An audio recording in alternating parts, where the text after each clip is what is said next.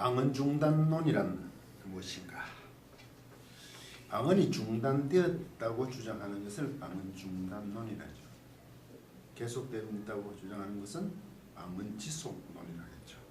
오늘 한국교회에서 방언에 대한 불분명한 구별이 없는 것이 현실입니다. 알아듣지 못하는 방언은 방언 자체가 아닌데도 불구하고 교회에서 하지 말고 혼자 조용히 하라는 주의 혹은 경고 정도로 검열합니다. 그래서 이 시간에 방언에 대한 주장은 이제 크게 나누면 방언 중단론과 방언 지속론이 있겠죠. 방언에 대해서 중단됐다. 방언 지속론, 방언 계속된다. 이렇게 되어 있죠.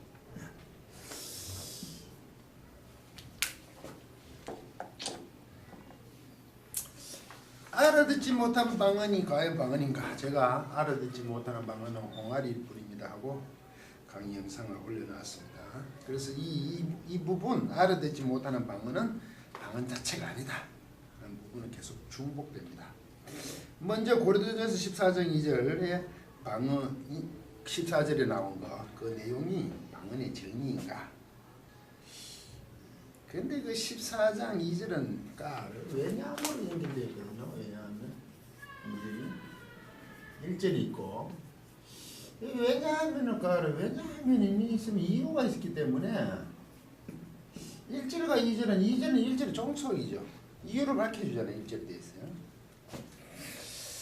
근데 한글 번역에는 이 왜냐함이 빠져버렸단 말이죠. 독립절입니다. 1절과 2절. 더욱더 예언을 하라는 거야. 1절은 예언하고 2절은 방언에 대해 이렇게 본단 말이지. 그러니까 이거는 예언이고 2절은 하나님께 영어로 하나님께 비밀을 말한다는 게 방언의 정의라고 자꾸 생각한단 말이지. 알아듣지 못하는 방언. 영어는 여기 포라고 번역해놨습니다. 왜냐하면 2절을 읽어보면 이렇게 있죠. 왜냐하면 방언을 제가 넣었죠. 이제 없는 걸. 원래는 방언을 말하는 자는 일어나죠. 왜냐하면 번역이 안 됐으니까. 사람에게 하지 않고 하나님께 하나니 이는 알아듣는 자가 없고 그 영으로 비밀을 말합니다. 그러니까 사람에게 안 하고 하나님께 하는데 알아듣는 자가 없죠. 그때 이 방언은 지금 알아듣지 못한 방언이죠. 글로사.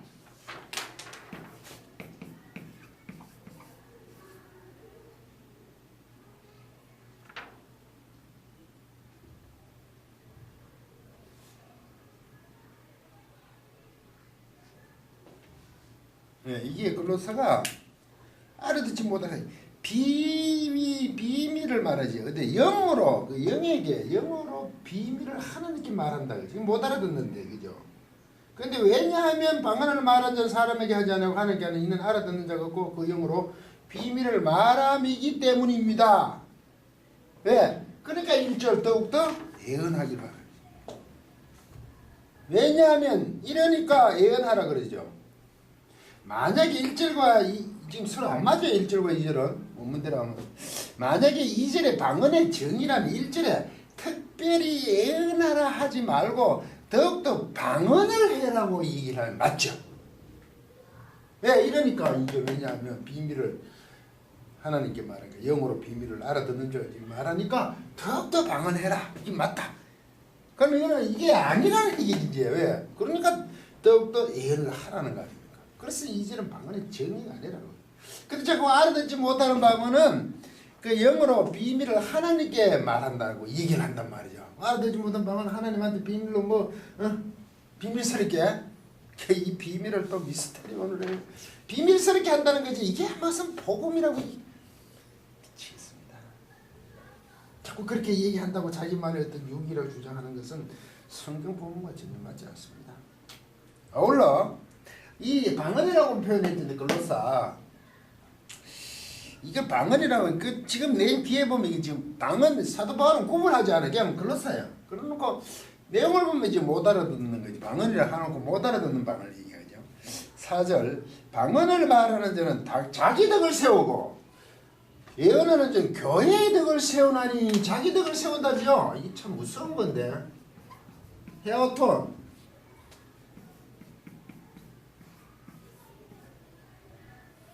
오이코도메헤이 도매에 이래 됐네.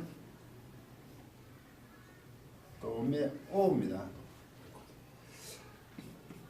자신을입니다. 자신을. 자신을 옳거든요. 세우다 건축하다거든요. 세우고 있다. 직설법 현재니까 세우고 있답니다. 방언을 말하는 자면 자신을 세우고 있다요. 자기 덕을 세우고 하니까 자꾸 뭐 자기에게 덕이 있다 이렇게 지금 오해를 하고 계시는데 자신을 세웁니다. 자신을 방언을 말하는 자는 결국 이건 알아듣지 못하니까 왜 비밀을 비밀을 영으로 하나님께 알아듣지 못하고 사람은 알아듣지 하나님께 한다니까 사도 바울은 그 방언은 자신을 세우고 있다 그죠? 못 알아듣으니까 하나님과 둘 사람의 문제 이 말 아니에요 지금. 그런데 예언을 말하면서 교회덕을 세운다는 에클레시아입니다. 에클레시아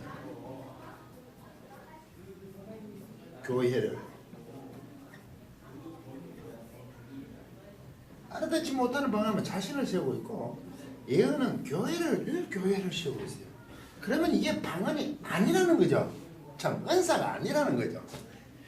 이 자신을 세운다는 것은 굉장히 무서운 얘기입니다. 자기 틀을 닦는 겁니다. 어디도 코메로 보면 집을 짓는데 영토를 만드는 거거든요.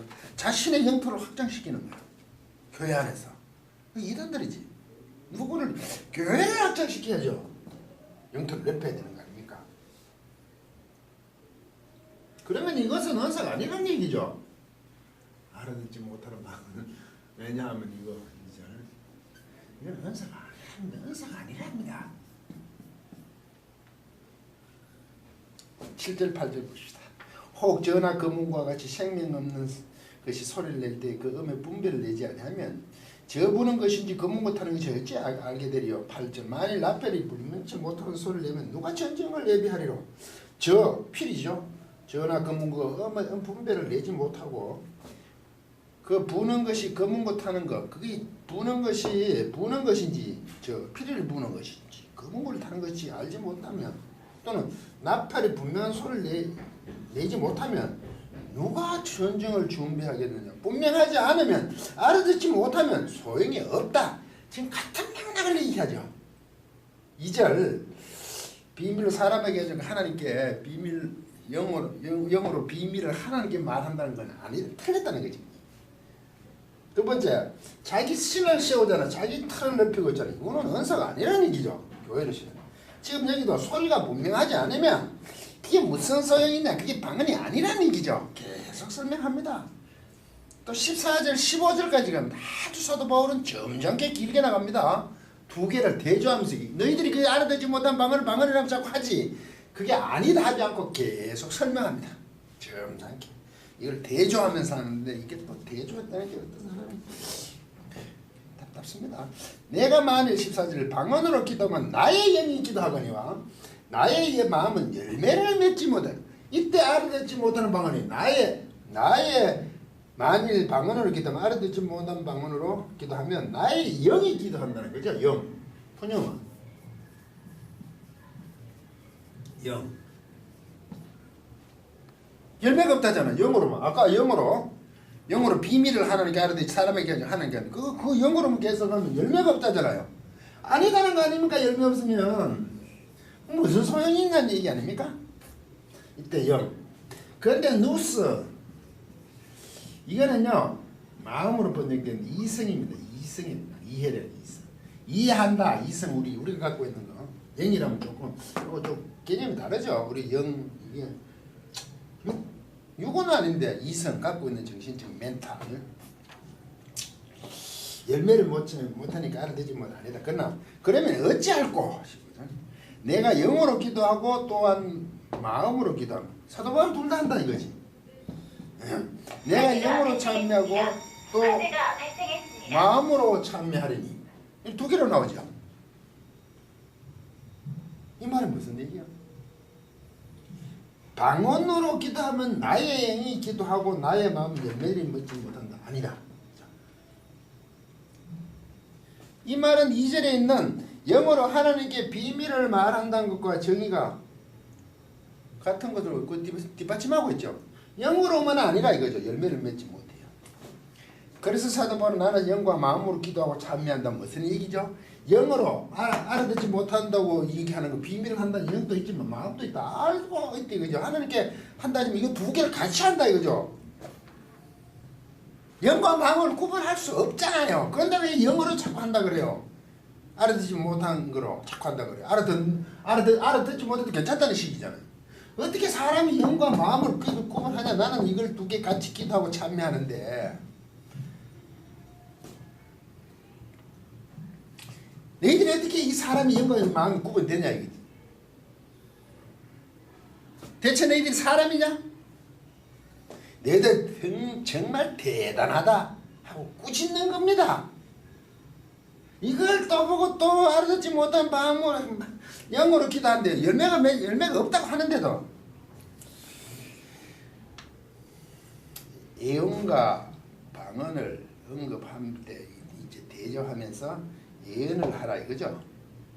그러면서 방언이 아님을 점잖게 밝히는 사도 바울의 대조법이죠. 화재가 발생했습니다. 화재가 발생했습니다. 사실 알고 보니 신랄한 비판 아닙니까? 그래서 5절에서 잠깐 그리고 13절에 나옵니다. 통역을 하라는 얘기가 나옵니다. 그럼 어떡하냐 알아듣지 못했을 때 통역을 하라. 사도 바울은 방언을 구별하는 거. 사도 바울도 이거 뭐 말을 듣는 건지 모르는지 알 수가 없으니까 통역이란 판별식을 언급합니다. 통역이라면 방언이다. 사도행전 2장의 방언이 외국어잖아요. 자기들의 나라 말로 각각이 다 알아듣잖아. 그건 언어라는 얘기죠. 그래서 제가 그것은 외국어다 하니까 여기 또 시비를 붙는데 알아들었으니까 언어죠. 심지어 그들의 난곳이니까 모국어에 가깝죠. 난곳 그쪽에 언어니까. 그럼 사도행전 2장의 방언과 오순절 내린 방언과 고린도전서 13절의 방언은 통역되면 서로 동일한 거죠. 같은 언어죠. 알아들으시잖아요. 통역을 하면 교회 전체가 들을 수 있는 거예요. 뜻을. 한 성령이 교회를 세우기 위해서 역사하시는데 서로 다를 수가 있겠습니까? 저는 다르다고 주장한 게 이상합니다. 왜 사도행전 2장과 고린도전서 14장의 방언이 자꾸 다르다고 할까요? 성령이 다릅니까? 알아듣지 못하는 방언이 고린도 교회에 들어왔기 때문에 저는 그것을 그게 거짓이 들었다고 하는 거죠. 알아듣지 못하는 방언.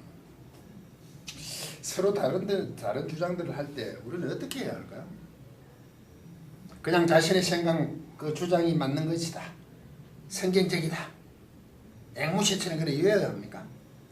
이제 동조하는 세력들을 모아서 힘겨루게 하는 게 진리일까요? 당연히 성경은 어떻게 말씀하시는가를 봐야 하는 것 아닙니까? 그래서 가장 기준인 원전을 보는 것이고 거기에서부터 출발해야 하는 것 아닙니까? 만약에 원전을 모르시면 좀 아는 사람들이 물어보고 확인하는 책임이 본인에게 있는 것입니다. 성경에서 벗어나니 억지가 생기고 그러다 보면 스스로 비참해집니다. 왜냐하면 진리가 아니기 때문에. 그렇다고 인정해 줄 수가 없죠. 그러므로 알아듣지 못하는 방언은 방언 자체가 아닙니다. 그래서 이 방언 자체가 아니니까 방언 중단론이나 지속론을 얘기할 때 이것은 언급할 필요조차 없죠. 방언 자체가 아니니까 방언 중단론이나 방언 지속론이 들어가지 않는다 이겁니다. 방언 자체가 아니니까.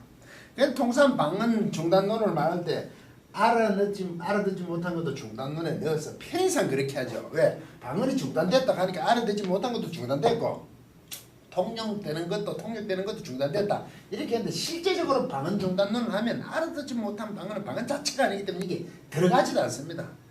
문제는 방언 지속론을 얘기할 때 중단론과 지속론을 얘기할 때 통역되는 방언을 어떻게 볼 것인가 합니다. 통역되는 방언.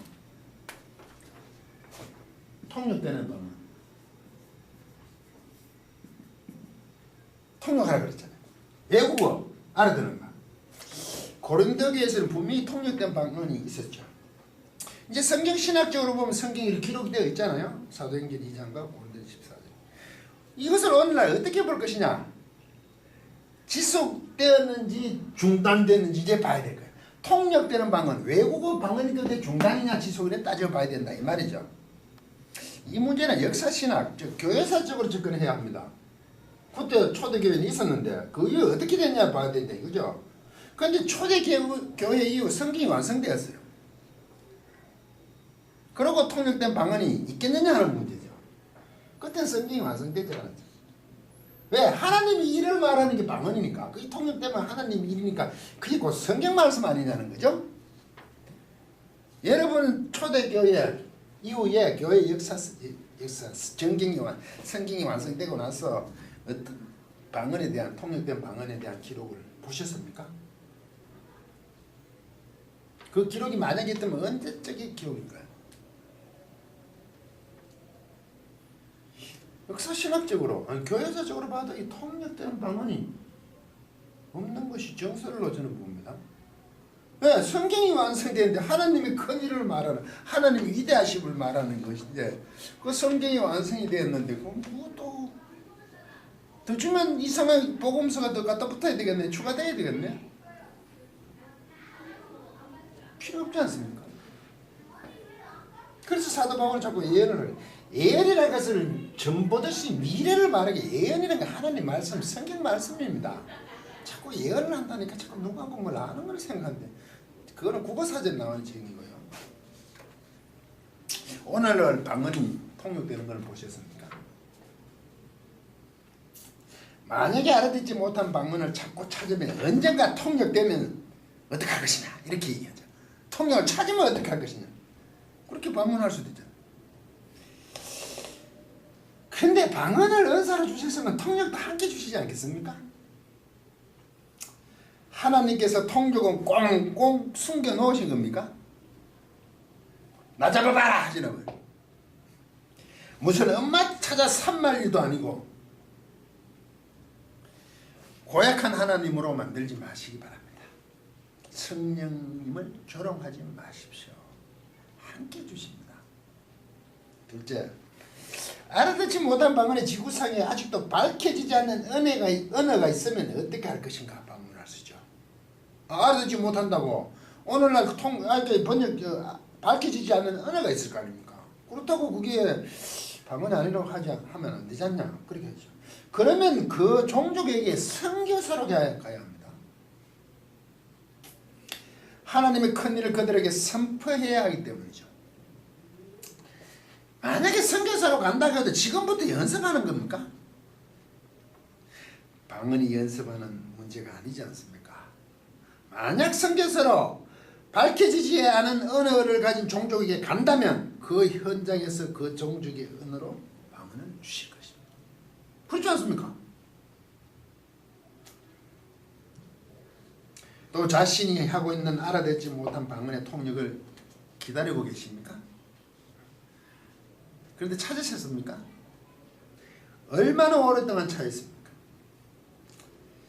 알아듣지 못한 방언이므로 자기 덕을 세운다는 것인데 그것은 은사가 아니라고 했잖아요. 자기 자신의 영역을 확장하는 아주 무서운 것이라고 했습니다.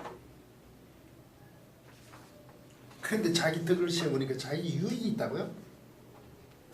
아주 심각한 문제가 되는 생각입니다. 결론적으로 지금까지 살펴본 대로 알아듣지 못하는 방언은 방언 자체가 아니죠. 아울러 오늘날 통역되는 방언도 없습니다. 이것을 두고 방언 중단론이라 합니다.